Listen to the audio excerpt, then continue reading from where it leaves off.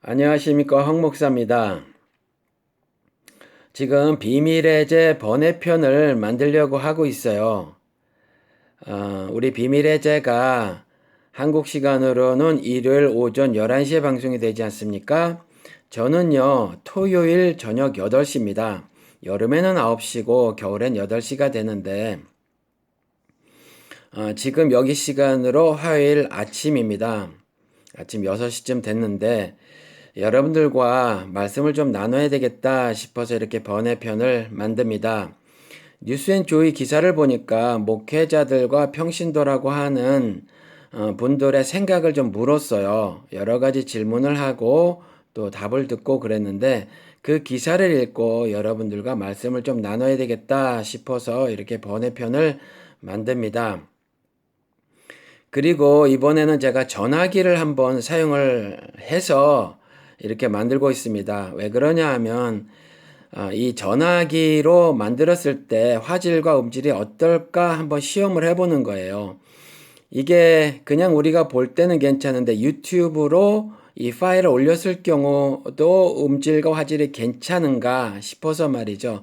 만약에 괜찮다면 앞으로도 제가 짤막짤막한 그 말씀들을 여러분들과 나눌 것이 있으면 전화기를 좀 이용을 해야 되겠다. 왜냐하면 저도 여러분들과 동일하게 일을 하고 살아가는 사람이니까 밖에 있을 땐 말이에요. 뭐가 생각이 나는데 집에 오면 기억이 안 난단 말이에요. 게다가 제가 뭘 이렇게 기록하는 습관이 없거든요. 이게 단점이에요. 그런데 그게 자꾸 까먹어요. 그래서 그때그때 여러분들께 여러분들과 함께 나눌 말씀이 있으면 여기는 도서관이 많으니까 그 도서관에 들어가서 말이에요.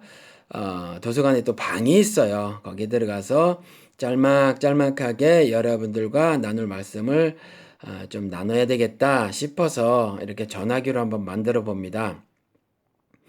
어, 어차피 뭐 우리 방송은 음질과 화질이 완벽할 수 없죠, 여러분. 그리고 또 그것을 더 중요하게 생각하는 방송이 아니니까 뭐 여러분들이 충분히 이해를 하실 거라고 저는 믿습니다. 다만 유튜브로 파일을 올렸을 때 그래도 앱만 했으면 좋겠어요. 제가 이런 쪽에 잘 그 상식이 없어서 말이에요. 그래서 시험을 한번 해보는 겁니다. 여러분, 그 중세 때에 종교 개혁이라는 것이 있었죠. 이때에 나온 말이 세 개가 있는데 여러분 아마 다 아실 거예요. 오직 성경, 오직 믿음, 오직 은혜 이 세 개입니다. 이 말들을 왜 하게 됐냐 하면 그때의 기독교인 카톨릭이 이 말들을 실천하지 않아서 그렇죠. 그러니까 성경을 하나님께서 그 구원 사역을 이렇게 저렇게 진행해 나가겠다라고 하는 유일한 기록물이다. 절대 권위를 가진 하나님의 말씀이다. 그분의 구속 사역은 오직 이런저런 방식으로만 진행이 돼야 되고 성경만이 유일한 가이드라인이다. 즉 생명줄이다. 라고 하는 신앙적 고백이 있어야 하는데 말이죠. 그렇지 않았다라는 거죠. 이들은 교회에 자신들이 만든 전승들을 매우 중요하게 가르쳤는데 성경의 권위만큼 혹은 성경의 권위 이상을 두고 그리 가르쳤다는 거거든요. 그래서 오직 성경 그랬던 거예요. 그리고 또 그게 동일한 이유에서인데 오직 믿음도 마찬가지인 거거든요. 성경을 통해서 보면 의인은 오직 믿음으로 살리라.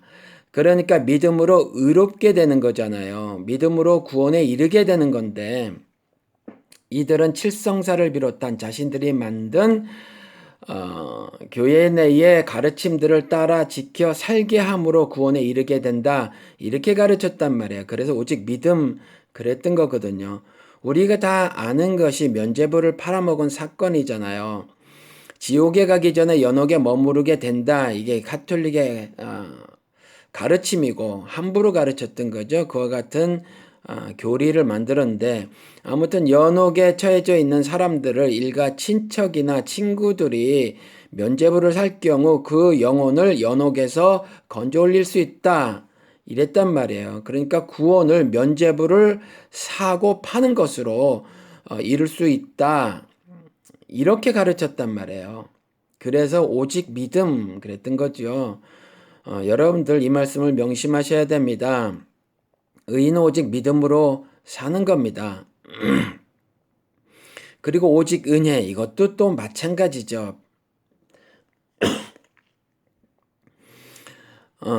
성령님의 주권적 일하심으로 우리가 죄로부터의 오염이 되지 않는 성화의 삶을 살 수 있는 거잖아요. 그렇죠? 예수 그리스도의 죄사함의 은혜를 성령 하나님께서 우리에게 전달해 주시는 거죠. 적용하시는 거거든요. 그러니까 오직 은혜로 우리가 이 땅에서의 삶을 살아가는 건데 그렇게 말을 하지 않았다라는 거죠. 그렇죠? 유대인들처럼 자기들이 법 만들어서 당시에 기독교라고 하는 카톨릭이 여러 개의 법을 만들어서 그것을 실천하며 살아가게 했던 거죠.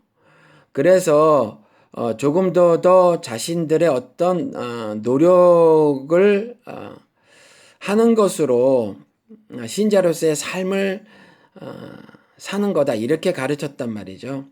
물론 하나님께서 자신의 우리 인간들에게 그 자신의 영을 불어넣어 주심으로 로봇가 아닌 자유의지를 가진 생명으로 만들어 주셔서 우리가 선한 반응을 보일 수가 있는 존재이긴 하지만 전적으로 구원이라고 하는 성화라고 하는 신적 사역을 갖다가 우리가 우리 삶을 통해서 우리의 노력과 실력으로 성취해낼 수 없는 거거든요. 오직 은혜로 그러한 삶을 살아갈 수 있는 거지요. 그런데 이들은 그와 같이 가르치지 않았기 때문에 오직 성경, 오직 믿음, 오직 은혜 그랬던 겁니다. 그런데 우리가 여기서 한 가지 질문을 던져보시자고요. 우리는 개신교라고 이렇게 말을 했는데 그와 같은 것들이 잘못되었다고 지적을 하고 태어난 것이 개신교란 말이에요. 그래서 우린 개신교인이다 이렇게 말을 하잖아요. 그런데 이 개신교도들을 프로테스탄트다 이런단 말이에요. 프로테스탄트다. 그러면 여러분 아시잖아요. 프로테스탄트가 무슨 뜻인지. 항거자라는 말이거든요. 요즘 한참 시국이 어지러우니까 국민의 저항권을 강하게 외치고 있는 그러한 때잖아요. 당연하게 모든 인민은 이와 같이 그 불의한 사회적 권세자에게, 세상 권세에게, 정사에게 저항을 할 수 있는 권리가 성경에서도 보장이 돼 있고요. 당연히 인간은 그와 같이 하나님의 모습과 형상을 가졌으므로 하나님께서 주신 인권과 자유가 침해당하고 박탈당했을 때 그와 같이 저항을 통해서 그것을 다시 되찾는 것이 본성이기도 하고 하나님이 우리에게 주신 본성이기도 하고 당연한 일이라는 거죠.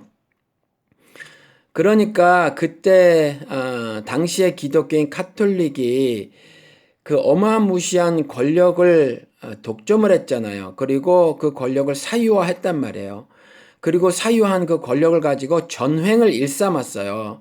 그러다 보니까 다수 인민들이 어마어마한 압제를 당하고 핍박을 당하고 박해를 당했단 말이에요. 그러니까 못 살겠다 그랬던 거거든요. 그래서 독일에서 농민들이 도무지 돼도 안 되겠다 싶어서 한거를 벌였어요. 이게 기폭제가 됐죠. 여러분 아무리 쭈빙글리가 신학적 이론을 만들어내고 마틴 루터가 투사가 돼서 이것을 강하게 부르짖었다고 하더라도 새가 없으면 그 일을 이뤄낼 수 있겠어요, 여러분? 그러니까 그 국민적 저항이 있었죠. 참 저에게 이런 말씀을 하시는 분들이 있어서 이걸 좀 말씀을 드릴게요. 오해를 살까봐 말씀을 드리는데 국민과 인민을 제가 따로 쓰죠. 왜 그러냐 하면 인민이 원래 일제 강점기 시절만 해도 그리고 해방된 지 얼마 안 된 그 시점만 해도 인민이라고 대한민국에서 썼다라는 거죠. 인민은 좀 더 people 의미죠. 사람. 그리고 국민은 citizen 의미입니다. 그래서 요걸 좀 나누어서 말을 합니다. 그러니까 제가 people's right 이런 거 말할 때 있잖아요. 인권 말할 때는 인민이라고 주로 말을 하고요. 또 국가에 소속된 사람으로서의 뭐 권리라든가 뭐 어떤 이런 것들을 말할 때는 국민이라고 쓰는데 가끔 뭐 저도 혼란스러워서 제가 뭐 국어학자도 아니고 그냥 섞어 쓸 때도 있기는 하지만 또 섞어 써서 무방할 때도 많이 있고 말이죠. 그런데 특별히 뚜렷하게 구분해야 할 때는 제가 그렇게 구분해서 사용을 하니까 오해 없으시기 바랍니다. 북한에서 인민이라는 말을 쓴다고 우리가 사용하지 못할 이유는 전혀 없다라는 거죠. 아무튼 이와 같이 인민들이 들고 일어났단 말이에요. 왜냐하면 자신들에게 부여된 기본권들이 너무 박탈되니까. 그래서 저항을 벌였던 거죠.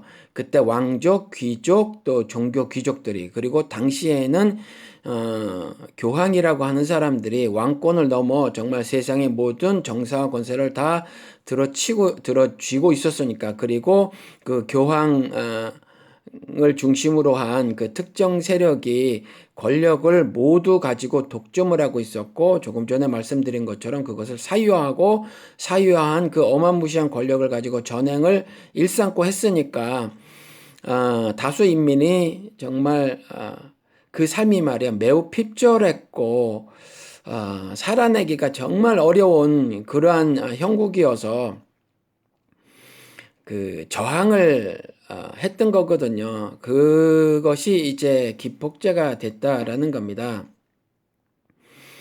그래서 이런 것들이 그릇되었다라고 한 거거든요. 그래서 탄생한 것이 개신교인데 프로테스탄트라는 거죠. 그런데 개신교가 동일한 지금 모습을 보이고 있어요. 그래서 그 어마무시한 권력을 다 가지고 있다라는 거죠. 여러분 아시죠? 지금 뭐 교단의 명령과 지시를 개교회는 따를 수밖에 없어요. 한국 기독교는. 그리고 미국 기독교는 약간 다르긴 한데 침례교회는 그 성도가 중심이다 이렇게 말을 하고 그래서 회중 정치를 한다 그랬죠. 물론 침례교회가 회중교회랑은 약간 달라요. 그래서 침례교회하고 다른 회중교회라고 또 있기는 있어요. 미국에. 그런데 여기는 약간 다르긴 해도 그래도 입김이 전혀 없지는 않아요. 이들도 그 신조를 만들어 놓고 그 신조 안에서 자신들이 만들어 놓은 신조 안에서 생각하고 말하고 행동하기를 요구합니다. 그래서 그것들을 벗어나면 그 교단에서 축출하죠. 물론 한국보다는 조금 더 미국의 침례교나 회중교회는 뭐라고 말을 해야 하나 조금 이렇게 바운더리 설정을 똑부러지게 하지 않고 문을 좀 열어놓은 면이 없잖아 있어요. 그렇지만 그럼에도 불구하고 자기들이 만든 신조대로 그렇게 따라 종교 생활을 하도록 그렇게 사실은 정해놓고 있거든요. 그런데 한국은 또 이런 모습이 보이지 않죠. 그냥 매우 강경한 입장이죠. 그래서 위에 몇몇이 어떤 신조들을 만들어 놓고 또 신조뿐만이 아니라 교회 내의 어떤 정치적 입장들을 분명히 설정을 해놓고 그것들을 넘지 말 것을 강력하게 요구를 한단 말이에요. 그렇죠? 심지어 여러분 그 이전 방송에서 말씀을 드린 것처럼 예를 들어서 11조를 하지 않으면 교회의 그 회계장부도 열람하지 못한다라고 하는 것이 가능한 것이 한국 교회란 말이에요. 그렇죠. 몇몇의 결정을 다수가 따를 수밖에 없는 그와 같이 정말 비민주적이며 비성경적인 하나님의 말씀을 반역하는 그와 같은 법들을 만들어 놓고 그 법을 따르도록 강요하고 강제하는 그와 같은 제도고 구조다라는 겁니다. 그러니까 중세 시대의 기독교인 카톨릭의 모습을 그대로 답습하고 있는 거라는 거죠. 그래서 저는 여러분들께 그런 말씀을 드리고 싶어요. 지금 종교개혁이 일어나야 된다라고 말씀들을 많이 하고 계시다는 거죠. 그런데 어떻게 할 것이냐라는 거죠. 어떻게 할 것이냐. 그리고 또 뉴스앤조이 기사를 보니까 교회의 문제점을 이렇게 들었는데 복음의 본질을 회복하는 것이 무엇보다도 시급하고 가장 중요하다. 이렇게 말을 하고 있어요. 그러니까 복음의 본질이 훼손되었고 왜곡되었다. 이렇게 느끼는 거죠. 그게 목사들이나 또 평신도라고 하는 분들의 생각이 다 같더라라는 거죠. 그런데 이 말이 어디 하루 이틀 전에 나왔습니까? 굉장히 오래전부터 나왔거든요. 그런데 왜 이 말이 실천이 되지 않죠?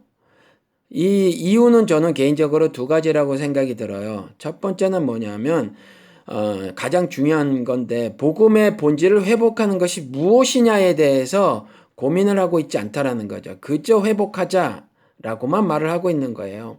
그리고 말은 하는데 또 동조를 하고 있지 않는 거죠.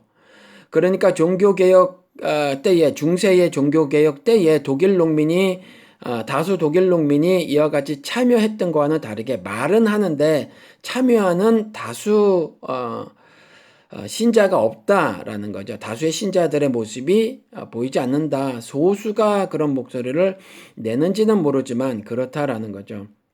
그러면 첫 번째 부분 제가 말씀드린 고민을 하지 않는다. 복음의 본질을 회복하자라고 하는 것이 구체적으로 어떤 모습이어야 되는가, 어떤 내용으로 그 일을 이룰 수 있을 것인가에 대한 고민이 없어요. 그저 복음의 본질을 회복하자. 그런데 그냥 느낌적 느낌이에요. 요즘 이런 말이 유행이더라고요. 느낌적 느낌이다. 저도 느낌적 느낌인데 말이죠. 말씀을 드리면 아마 이런 것들이라고 생각하는 것 같아요. 예배 회복하자, 예배 중심의 모습을 되찾자라고 하는 거죠. 그래서 교회의 모든 공예배를 더 활성화시키고 성경 공부를 더욱 열심히 하자. 가열차게 또 기도에 돌입을 하자. 한국에 이와 같이 추락한 교회의 모습을 회복하기 위해서라도 우리가 더욱더 기도에 일로 매진하자. 뭐 이런 것들인 것 같아요. 그렇죠? 이건 느낌적 느낌이에요. 그래서 사실이 아닐지는 모르지만, 그런데 그렇지 않다라는 거죠. 구체적으로 복음의 본질을 회복하는 것이 무엇인가를 한번 생각을 해봐야 합니다.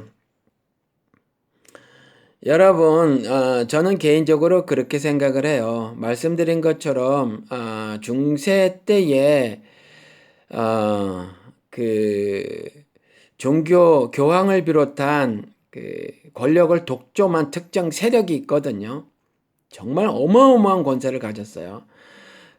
수가 많이 모이면 세가 형성되기 마련입니다. 그리고 사람은 성경을 통해서 보면 이 권세라는 것을 갖게 되면 아무래도 악하게 된다라고 정말 성경 여러 군데에서 말씀을 하고 있다라는 거죠. 인간이 그런 존재밖에 되지 않는다라는 거예요. 그래서 제가 여러분들께 사무엘상 8장 이야기를 말씀을 드렸다라고 하는 거죠. 그렇죠? 우리가 이제 하나님께로부터 독립을 하겠습니다. 우리가 스스로 왕을 선출해서 그가 우리를 다스리게 하겠습니다. 그랬는데 하나님이 그 인간을 모르시겠어요. 그러니까 그 왕이 만들 제도는 이러하니라라고 말을 하면서 그 권력을 독점해서 부릴 그 패악한 일들 있잖아요. 그런 것들을 다 미리미리 지적을 해놓고 계시더라라는 거거든요. 그러니까 지금도 마찬가지인데 역사는 이렇게 자꾸 반복이 되지만 안 되잖아요. 우리가 역사에서 교훈을 얻어야 하는데 지금 프로테스탄트, 즉 권력을 독점하고 사유화해서 전횡을 일삼은 중세 시대의 기독교인 카톨릭의 모습을 보고 그것에 항거해서 개신교를 만들었으면 말이에요. 그것이 믿음이고 은혜의 삶이라고 그래서 그렇게 개신교를 만들었으면 이제 우리가 동일한 모습을 지어야 한다 그 말입니다.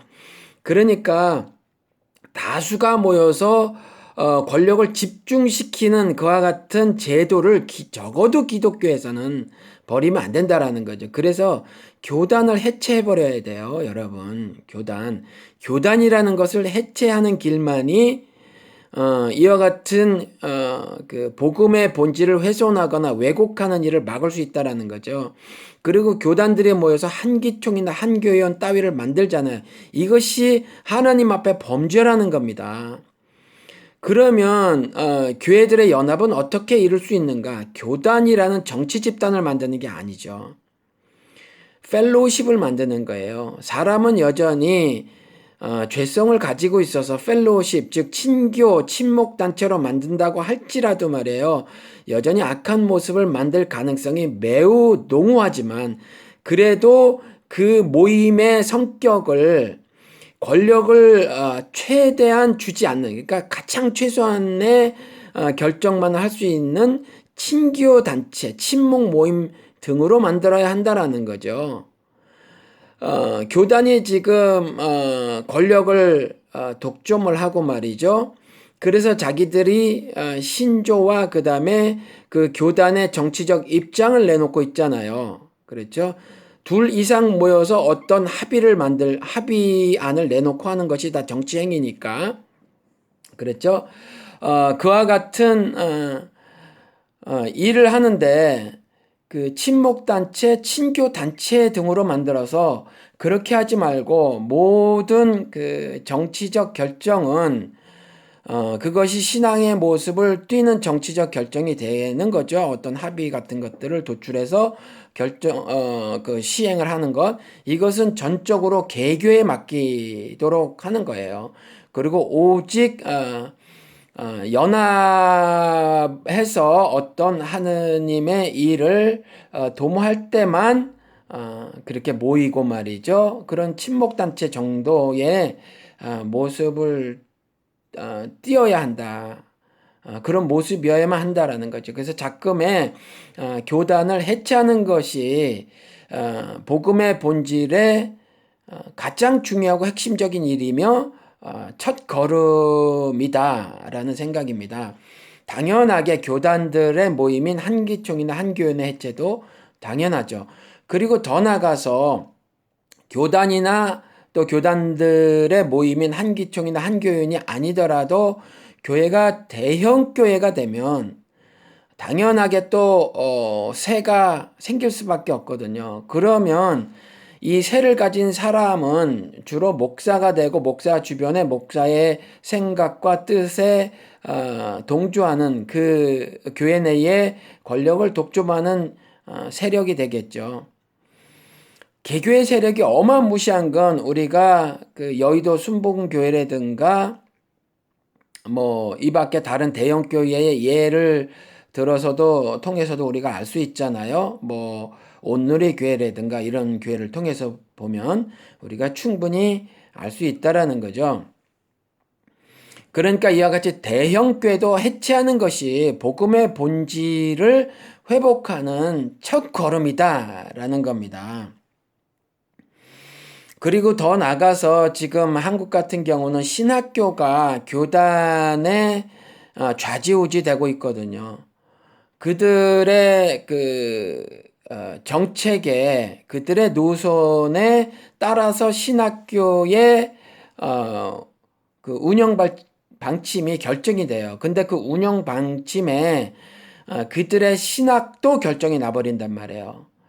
그 신학에 관해서는 학문이니까 말이에요. 신학도 사실 뭐 신에 관한 학문이라고 말을 하고 있지만 그 학문적 분류로는 인문학이란 말이에요. 그리고 학문은 그 must be changed. 그러니까 반드시 변해야만 하는 거거든요. 그렇죠? 또 다른 이론들이 계속 개진이 되져야 하는데 어떤 신조들을 교단의 핵심 그 권력층이 그것을 이미 결정을 해놓고 그 신조 안에서 너희들의 학문적 사고도 그와 같이 제안을 해라라고 하는 건 신학교를 학문의 전당으로 삼는 것이 아니라 신학교를 자신들의 사고 자신들의 이념을 답습할 사람들을 키워내는 그야말로 양성소로 만드는 거거든요. 그러니까 신학교가 교단으로부터 독립하게 해야 한다라는 거죠. 이런 일들이 구체적으로 복음의 본질을 회복하는 일이 된다라는 거예요. 그렇지 않고서는 여러분들 어떻게 복음의 본질을 회복할 수 있겠어요? 그래서 목회자들이라든가 평신도로가는 거기에 그냥 기독교인 이렇게 써놨더라고요. 평신도라는 단어를 쓰기 싫었나 봐요. 그래서 아무튼지 복음의 본질 회복을 거의 70%나 되는 사람들이 그렇게 말을 해놓고 있던데, 70%인가 80%인가 구체적으로 이걸 어떻게 회복을 할 것인가, 복음의 본질을 어떻게 회복할 것인가 라는 거죠. 그렇죠. 제가 여러분들 자주 강조해서 쓰는 말이 그거잖아요. 성경을 씹어먹듯이 읽어라. 주체적으로 읽어라 라는 거죠. 목사를 통해서 듣기만 해서는 결코 신앙을 여러분들이 스스로 세워나갈 수 없다라는 거죠. 성령 하나님의 그 의로의 인도하심이 아무리 있다고 하더라도 목사에게 그 의존을 하게 되면 목사에게 중독이 돼버린단 말이에요. 오죽하면 제가 헌금하는 것도 중독이라는 단어를 썼겠어요. 알코올 중독도 마찬가지거든요. 예를 들어서 말씀을 드리는 건데, 알코올 중독이 되기 전에 알코올 의존 현상이 일어난다고 하잖아요. 그렇죠? 슬프면 술 생각이 나고 기뻐도 술 생각이 나는 거죠. 그렇죠? 별의별 이유가 생겨서 술에 의존하게 되는 거죠. 중독이 되기 전에. 똑같이 목사에게 정신적으로 의존하게 되기 시작을 하면 여러분들이 목사에게 중독이 돼버리는 거예요. 이게 안 된다라는 거죠. 그렇죠? 그래서 복음의 본질을 회복을 하려면 말이에요. 여러분, 목사에게 뺏긴 여러분에게 주어진 제사장의 그 직분을 회수해 와야 된다라는 거죠. 하나님께서 여러분들에게 여러분들의 거룩한 나라고 왕 같은 제사장이라고 했는데, 그걸 왜 목사에게 다 뺏겨서 그 제사장 직분을 잃고 계시냐라는 거죠. 흡사 우리가 스스로 미국에게 우리의 안보를 갖다 맡겨서 그 작전권, 군사 작전권을 헌납하는 거나 마찬가지잖아요. 미국의 군사 사대주의잖아요. 우리의 안보를 미국에게 맡기는 거잖아요. 작전이라는 것이 여성분들은 잘 모를까봐 말씀을 드리는 건데, 군대의 이동을 말을 하는 거거든요. 우리 군대의 이동을 미국에게 맡기는 거예요. 미국에게 허락을 받겠다라고 갖다 주는 거거든요. 바치는 거죠. 그 권리를. 그러니까 우리나라는 우리나라의 군대를 전시에는, 평시에는 괜찮아요. 전시에는 우리가 미국이 허락해야만 움직일 수 있다는 거죠. 허락해야만. 그리고 이동하라는 곳에만 이동을 해야 한다라는 거죠. 똑같은 거, 이와 같은 거라는 거죠. 목사에게 제사장 직분을 스스로 헌납해버린 거는 목사 사대주의라는 거예요. 제가 목사임에도 이 말을 왜 이렇게 여러분들께 많이 강조를 했냐 하면, 여러분들께서 하나님 앞에서 정말 바른 신자의 모습을 살기를 원하기 때문에 이렇게 말씀을 드리는 거거든요.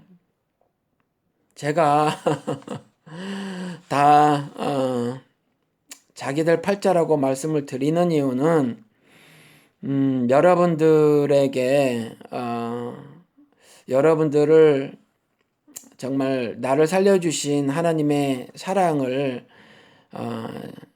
전혀 하고 살지 않겠다. 나는 나만 알고 살겠다라는 말씀이 아니었다라는 거죠. 너무 독립적인 개체로서 하나님 앞에서 서지 못하니까, 그것이 하나님께서 여러분들 각자에게 원하시는 간절한 마음이신데, 너무 목사에게 의존하고 목사에게 중독돼서 살아가시는 분들이 너무 많이 계시니까 그렇게 말씀을 드린 겁니다. 그래서 제가 세 가지를 말씀을 드렸는데 즉흥적으로 생각이 나서 말씀을 드린 거예요. 조금 더 디테일하게는 여러 가지 것들이 있겠죠.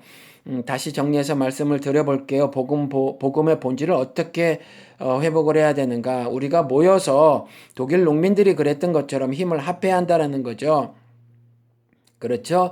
그래서 새가 모이면 아니 수가 모이면 세력이 당연히 생기게 마련이니까 그 또 세력이 생기면 아무래도 그 권세를 그 권력을 독점하게 되고 권력을 사유화하려고 하는 것이 인간이더라라고 성경을 통해서 하나님이 분명히 지적을 해놓고 계시고 또 권력을 사유하게 되면 전횡을 일삼게 되니까 우리 지금 다 보고 계시잖아요.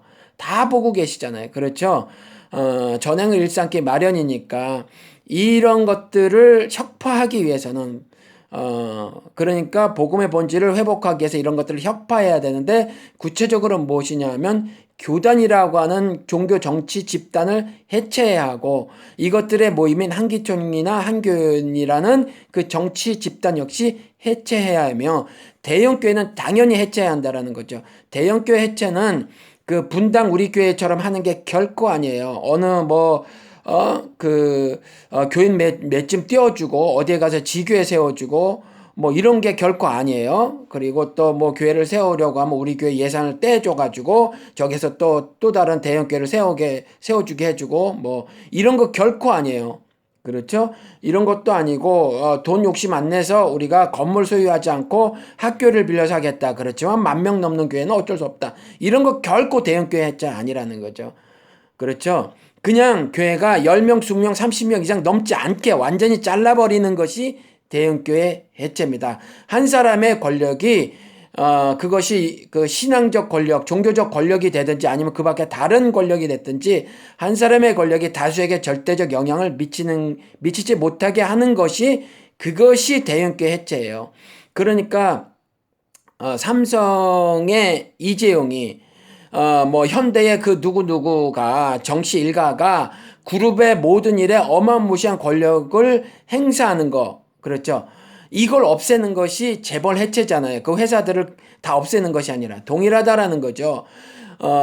그 몇몇의 권력이 종교 권력이 다수의 교인들에게 그 권력이 행사되지 않도록 하는 것이 대형교회 해체예요. 그러려면 당연하게 많은 수가 다 잘라져야 한다라는 거죠. 이 일을 왜 못해요? 충분히 할 수 있죠. 그렇죠. 그런데 종교 권력을 가진 사람은 절대로 그 일을 스스로 하지 않을 거란 말이에요. 그걸 번드러하게 멋지게 할 수는 있지만 그 일을 진짜로 실천하지 않을 겁니다.